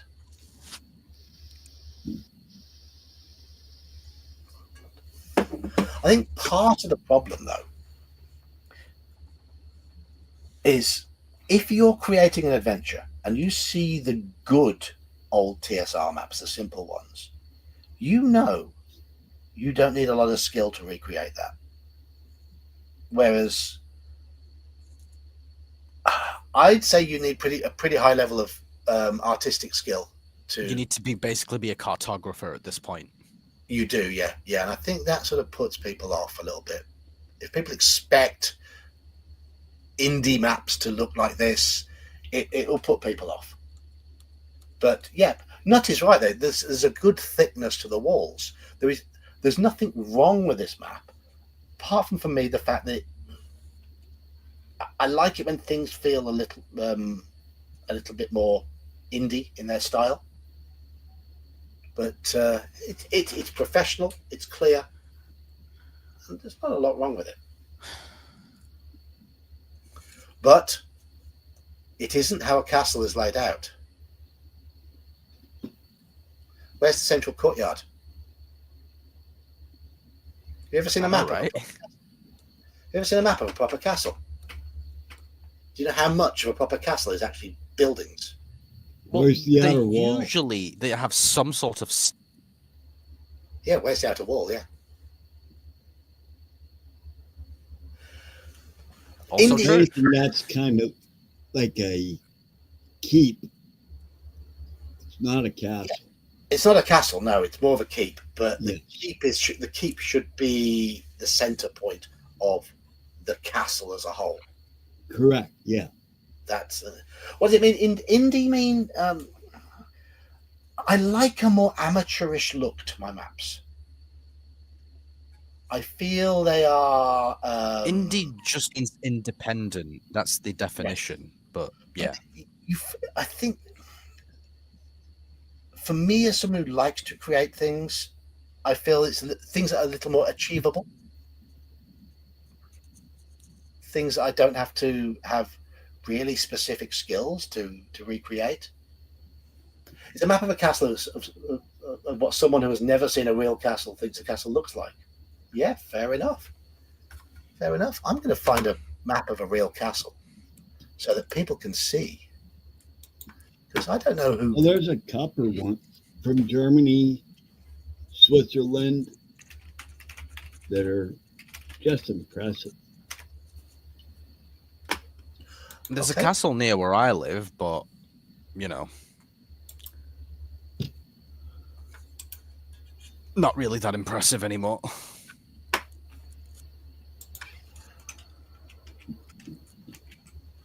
Still has a huge cannonball hole in the side of it. But the wall's done its job.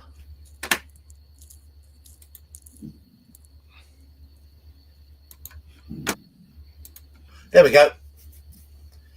That's a proper castle. That's what a castle looks like.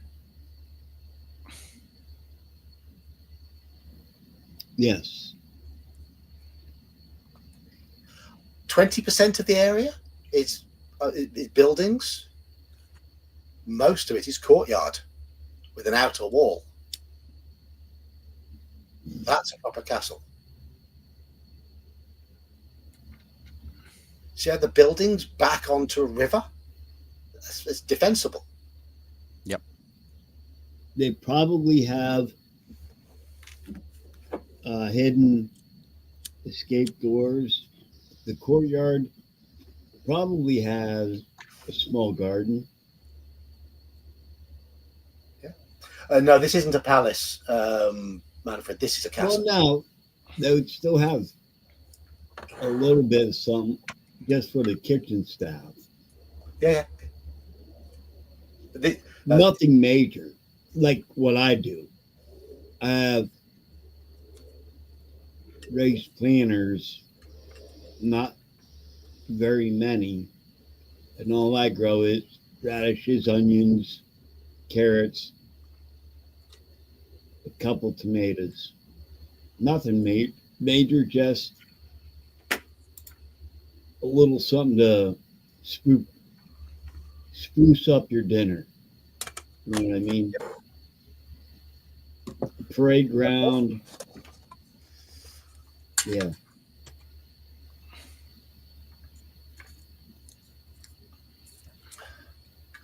yeah, but I mean, this here hasn't been converted to a palace. This is a proper castle. This is the layout as it was,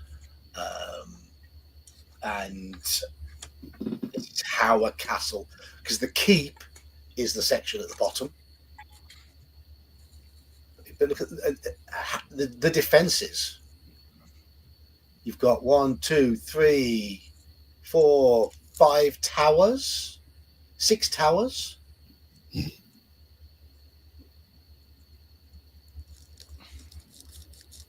And the dry moat would have had stakes, whatever you want to call them, sticking out. Oh yes, yes. Yep.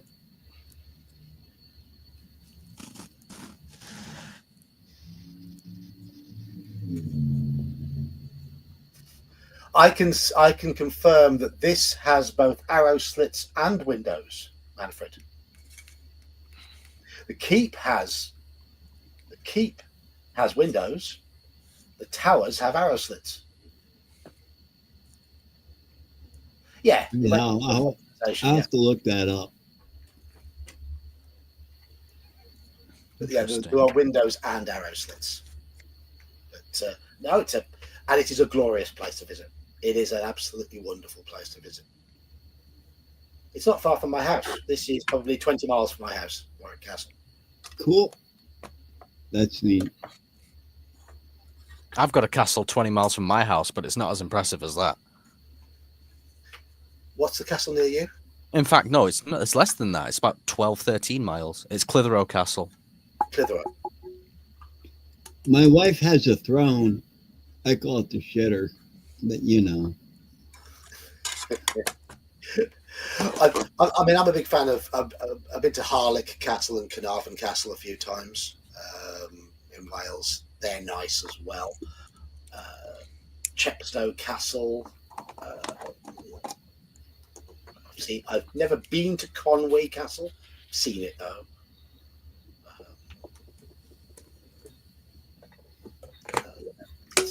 It's nice. Chester Castle's meant to be nice as well. So yeah, I think certainly a lot of RPG designers have sort of mistaken more modern forts for castle sort of architecture.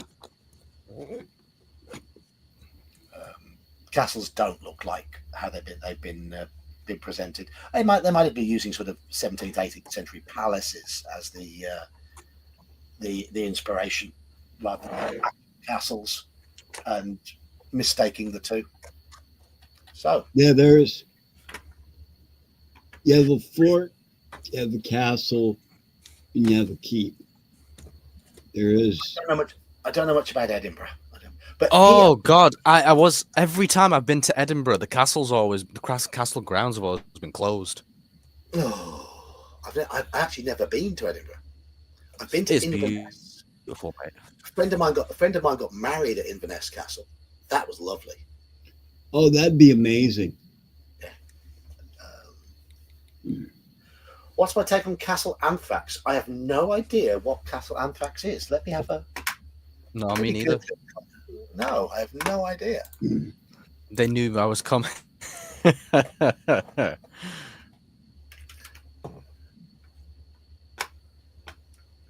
Oh, it's Monty Python. Of course it is. Of course it is. Yes.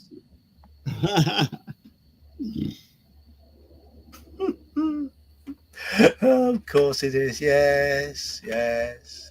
You've caught me. I was half asleep. What did they use for Castle Anthrax? They used Doon Castle. I'm having a little look here. Doon Castle in Scotland. Well, they used the keep section of it, I guess. Let's see if there's a map of Doon Castle.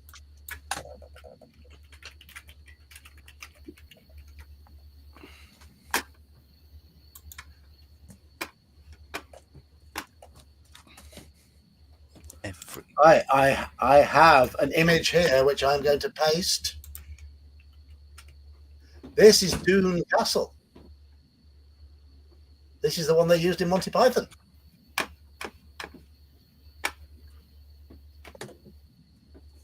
Right. as you can see, the courtyard still makes up most of the area. It's nowhere near It's as almost big like as, that, but it's meant to do. yeah, it's nowhere near as big as Warwick. It is pretty small. But yeah, that's another proper castle layout. You can see the actual living area is fairly small, but the courtyard is pretty big.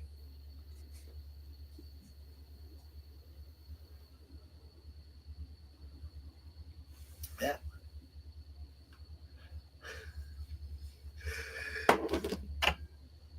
So anyway, as you are fully aware, I am not taking these streams the full 3 hours at the moment. I am cutting them shorter. So I think I'm going to end the stream by saying I would like to see more fantasy adventures written around real castle maps and use real layouts, because I think that will help with both the players and the DMs visualizing how things look. It does look like a MERP map. Yes. I think there is an authenticity to a lot of the maps in MERP. There really is, because most of the authors of those adventures would have looked into the British history element, because of course Tolkien was writing a mythology for England. So they would have drawn the inspiration when drawing the MERP maps from actual historical British maps, because it fits the aesthetic. So yeah, I think they'll have got that sort of thing right. Anyway, so thank you. I must say, tonight's donations, memberships from Mercurius and Hungar and everybody else who's donated, and the memberships are Pedar and Richard and everybody else who's rejoined, like Hungar, Bear, and Iman. Thank Richard you. the Dungeon Crawler.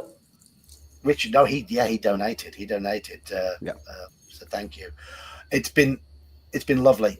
All my money I get from this now is currently being funneled into my Canada fund, because I intend to return to Canada this October, and the fund should grow. I get paid a month in hand, in arrears by YouTube, so I will see all of this the end of next month, but it should swell my Canada pot nicely, which is really nice, because that's what's going to basically pay for the trip. So thank you very much. Without all of this, I wouldn't have gone to Canada last year. I would have struggled, and without all of this, I would struggle again this year, because I'm only a poor little nerd. No, to be honest, we're not broke, because my daughter's now earning, my wife is now earning, 3 of us in full-time jobs. Each of us earns a small wage, but multiply it by 3. And because we're all taxed on our own individual wages rather than the combined wage, it actually makes us quite comfortable. So I'm still not allowed to spend all of mine on gaming, unfortunately. I still have to put about 70% of what I earn into paying for the house and the bills and food and stuff, but hey ho, that's fine. Anyway, thank you all. Thank you, Bear, who's been here earlier. Thank you, Iman. Thank you, Daniel. Thank you, chat. Everybody in chat has been joining in. It's been a good old conversation. And I didn't come to your comment there, Gene. I think since 3rd edition D&D has shifted more towards the Renaissance than medieval, yes, I would agree. There's very much a shift towards Renaissance than medieval, which is why when my last attempt to run 5th edition, I removed Renaissance weapons, such as the rapier. They didn't exist, because I don't run D&D in the Renaissance. There we go. Anyway, I'm going to get off because I work in the morning. And thanks, Scott. I shall see you soon. Good night. Cheers all. Good night. Yes.